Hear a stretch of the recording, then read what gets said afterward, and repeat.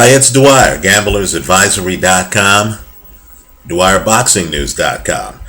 Remember, the opinion you should follow should be your own. Just consider this video to be a second opinion from a complete stranger online. It's the last day of 2012. I just wanted to share a couple of observations. The story I consider to be the biggest story of 2012 in boxing, as well as to highlight a fighter on the rise. First, let's talk about the biggest story. I believe the biggest story has to be what happened with Manny Pacquiao over his last couple of fights, right? You may recall Manny Pacquiao lost to Timothy Bradley. Now, I know many people are saying, oh, he didn't lose. Okay, fair enough.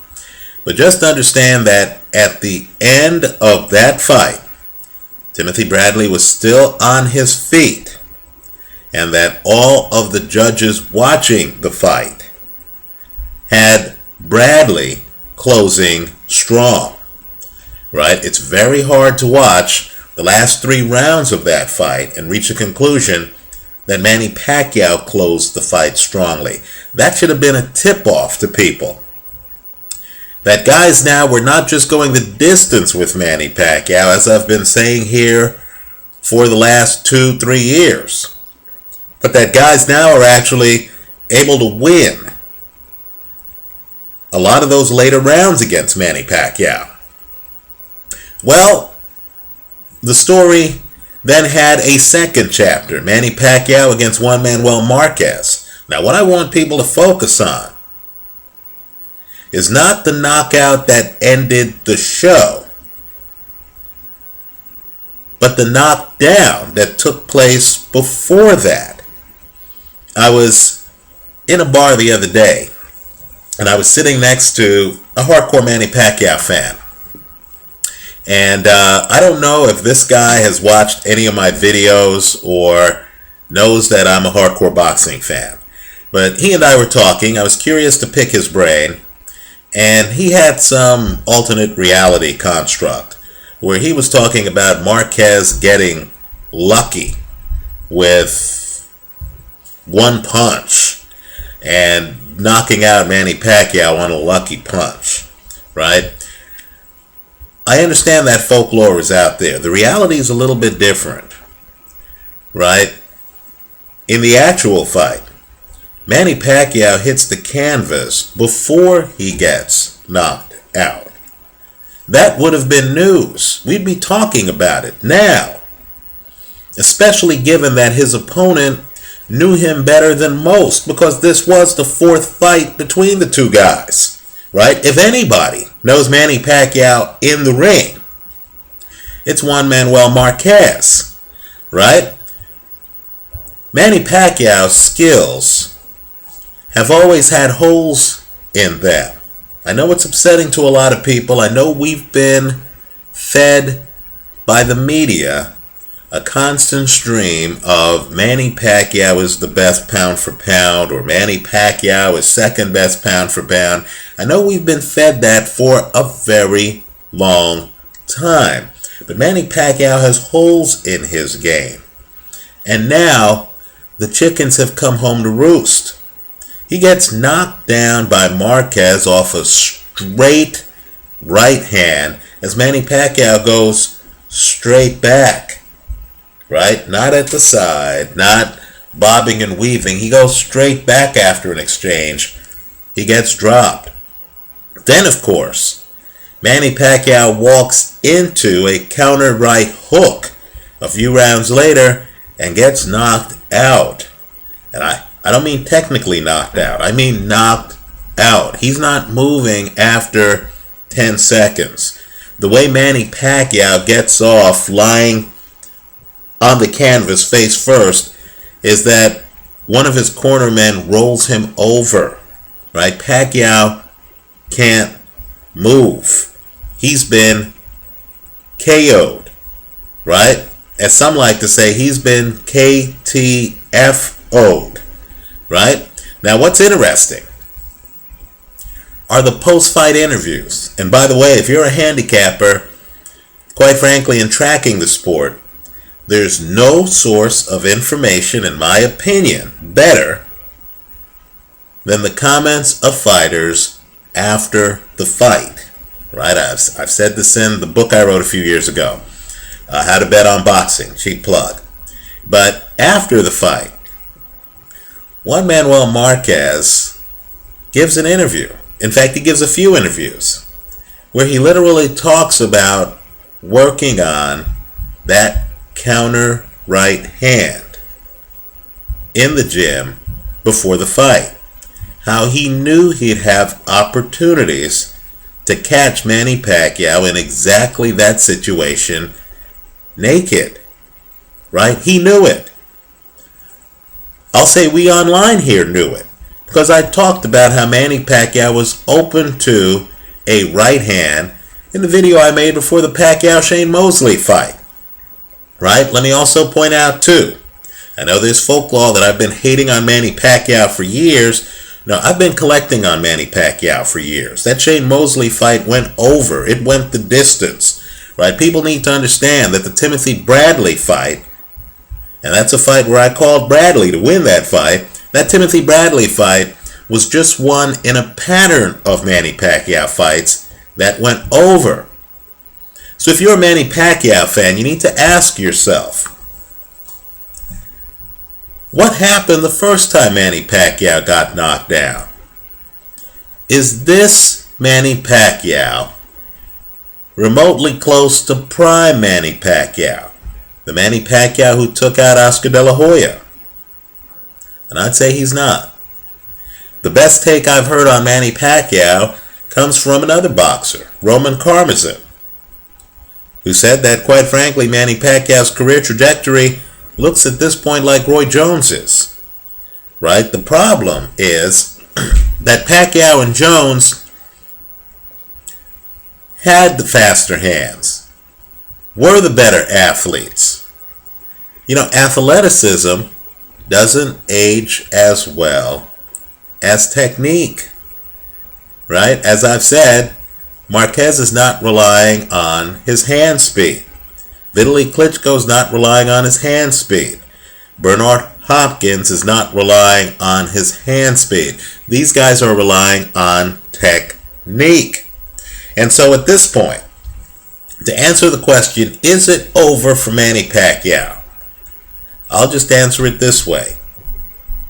Yes, it is. If you're one of those people who want to consider him to be the best pound for pound. Right? Manny Pacquiao is past his prime. He has holes in his game.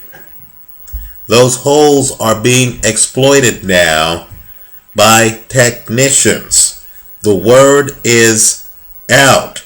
Marquez didn't knock Pacquiao down on a fluke punch. He knocked Pacquiao down multiple times. The second time, he knocked him out. If you look at the replay, think about it. Manny Pacquiao is still very fast. He still has blinding hand speed. Hand speed among the very best in boxing. He has very quick feet. If you look at the replay, Marquez gets full leverage on the punch. He is literally lying in wait. He knew where Manny Pacquiao was going to be. And he knew Manny Pacquiao was going to be there defenseless. Right? It's a counter. Manny Pacquiao comes in with some perfunctory right hand, as he always does, because Pacquiao's one-handed. Marquez knew before Pacquiao even stepped to him that Pacquiao was trying to set up a left hand. Marquez also knew that Pacquiao is not going to be confused with a defensively gifted fighter, that he was going to come in recklessly. If Marquez knew it, trust me, in this age of video, in this age of YouTube, where someone can literally access all of your fights, all of your videotape fights, right? Where people can literally, in a matter of seconds, look up 5 of your fights. I do it all the time before I make videos, right?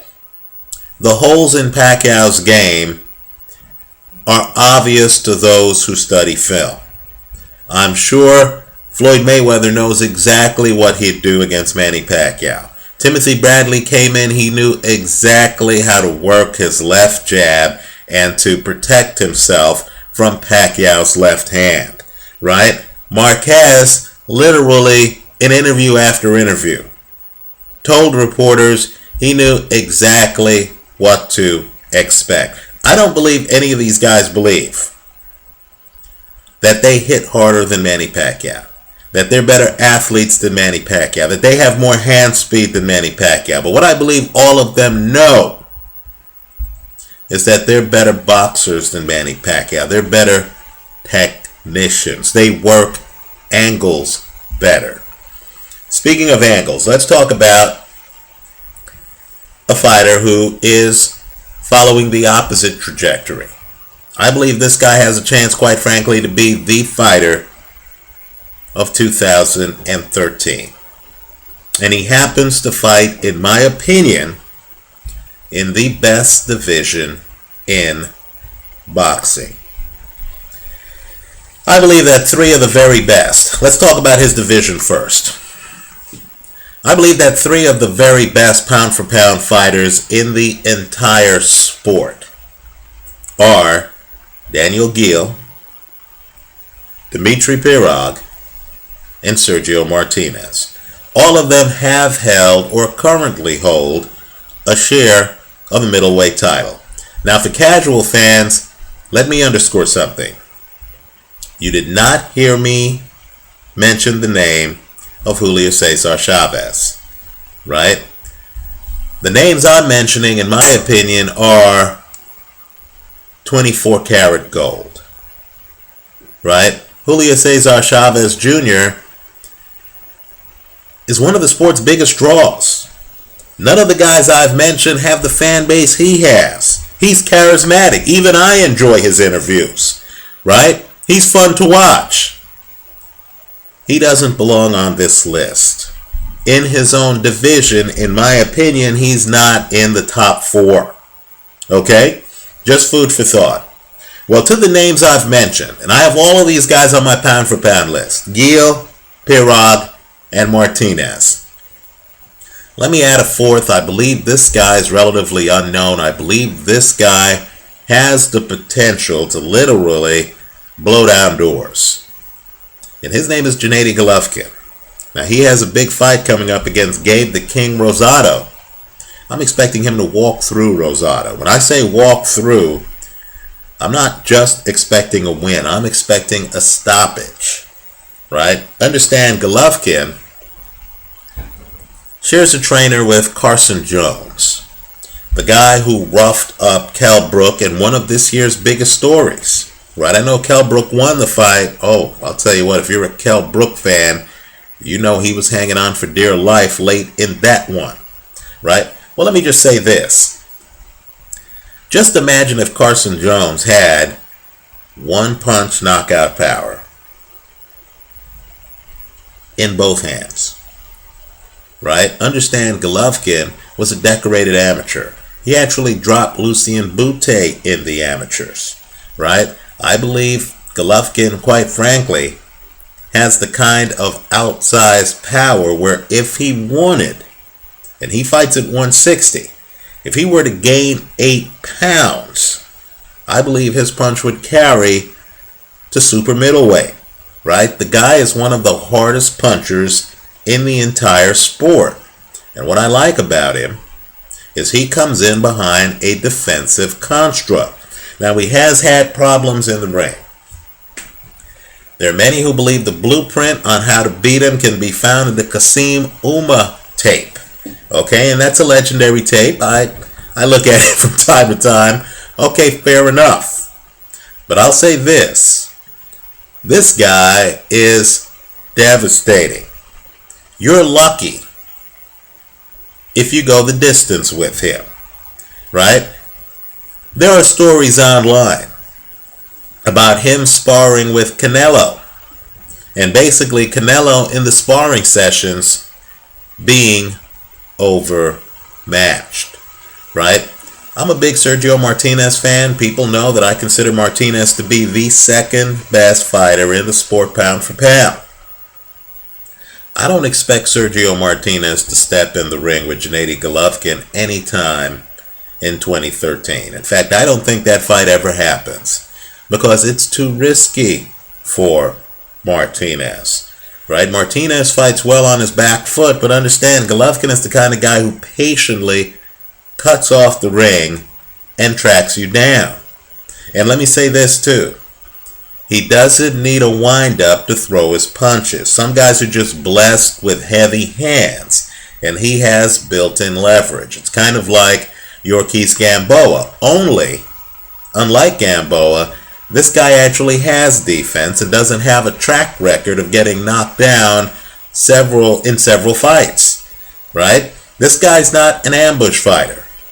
He's the unwanted dinner guest. In other words, he comes in your dining room, he sits at your table, he starts eating your food, and you can't get him to leave. Right? This is very different than an ambush fighter who's kind of like a bank robber. Comes in, hits you up, gets out, you're wondering what happened, your safe is empty. No, this guy's different. This guy's a home invasion, right? This guy's in your house, he robs you, then he turns on your cable TV, he's watching your TV, he's bothering family members, he's a menace. He's there, he's taken over your household, right? My advice to everyone is to watch this guy. I know a lot of people like Gabe Rosado. I know that they're fighting at a catch weight. As I said before, I'll be surprised if Rosado goes the distance. I believe Rosado's going to get walked down just like he was walked down in the Alfredo Angulo fight. But unlike Angulo, Golovkin, again, knows how to defend himself, right? Daniel Gil has a big fight coming up with Anthony Mundine. Dmitry Pirog, I don't believe you can bet on him in his next fight because he's been out the ring for a long time and he supposedly has back problems, and that's a big concern with boxers, especially a boxer like him who arches his back. I'd like to see how healthy Pirog is, but make no mistake, when he's healthy, he's one of the best defensive fighters in the sport. Few can hang with him. Right? If a Dmitry Pirog Chavez fight were announced, and if I was convinced that Pirog's back was not a problem, that would be a very easy fight for me to bet on, and I think all of us watching this video know I would not be betting on Chavez Jr. Right? Finally, let me say too, Sergio Martinez, I expect him to beat Martin Murray, but let me say this. When you see an older fighter, and the older fighter has surgery on things like torn or sprained ligaments, and when you read interviews where that older fighter actually talks about how these injuries have been bothering him for some time, and how he's glad to finally get them taken care of, in my opinion, you have to stay on the sidelines the next time that guy fights. Right? The bottom line is Sergio Martinez suffered some bad injuries in that 12th round against Chavez Jr., right? Including a knee injury. And understand, for a guy who moves and who bobs like Sergio Martinez, leg injuries are serious injuries, right? And when a fighter is older, you just don't recover from these kind of health problems like you did when you were in your 20s, right? Sergio Martinez is still an elite fighter, but here again, I'm going to be on the sidelines for his next fight. Finally, let me close in saying this. One of the stories of the year for me, and I know I'm going to sound like a nut, is my realization on how good British heavyweight Tyson Fury is. I'll tell you what, this guy has the entire package. Now here again, I'm going to be on the sidelines for his fights because he's talked about having mental health issues in interviews, and that's a red flag for me. I've known some people very close to me have had mental health problems. There are some days when they're just not themselves, and they can't control that. The problem is, if you're betting on someone who suffers from bouts of severe depression, you simply don't know whether they're going to be themselves on the day of the fight. These things are emotional. Understand the fight is just part of their day. They're dealing with friends, families, entourages, expectations. It's a lot of pressure, and that pressure often gets the best of us. So let me just say this, though.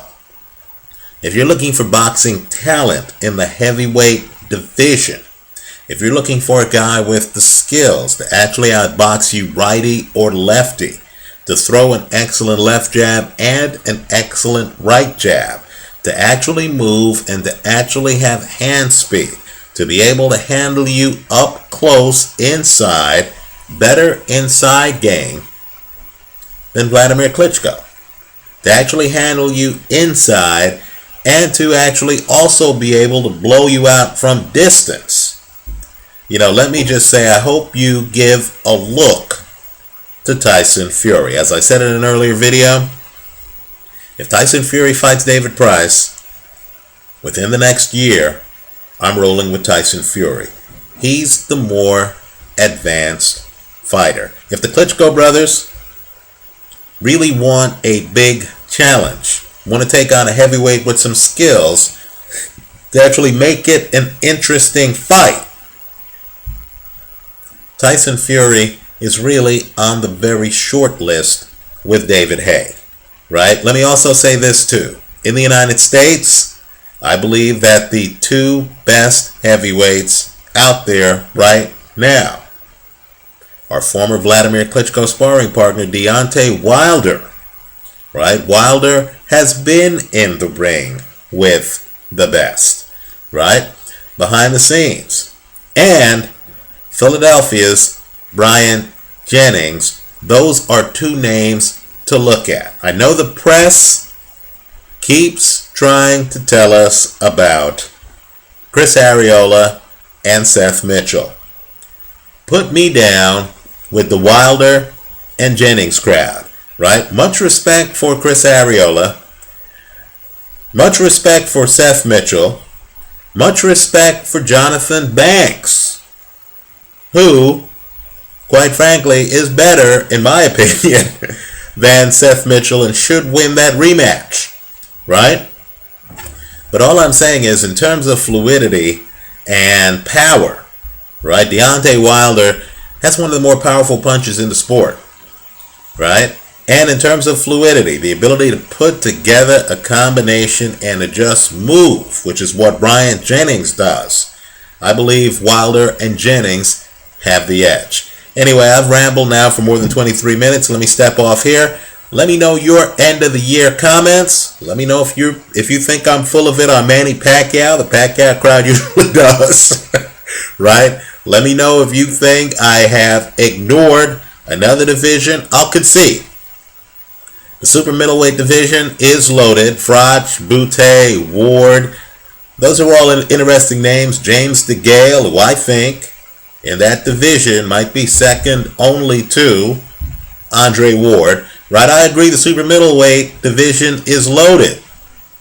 But all I'm saying is, if you look at middleweight, and if you factor in the reality that guys like Golovkin and Pirog are unbeaten, right, and that Martinez literally has just run roughshod over the division, beating unbeaten fighters like Barker and Chavez, right? And when you realize that other fighters in the background are still in that division, I think that division gets my nod for the most loaded talent-wise division, especially when I think a guy like Gennady Golovkin is on the verge of breaking big. Let me hear from you.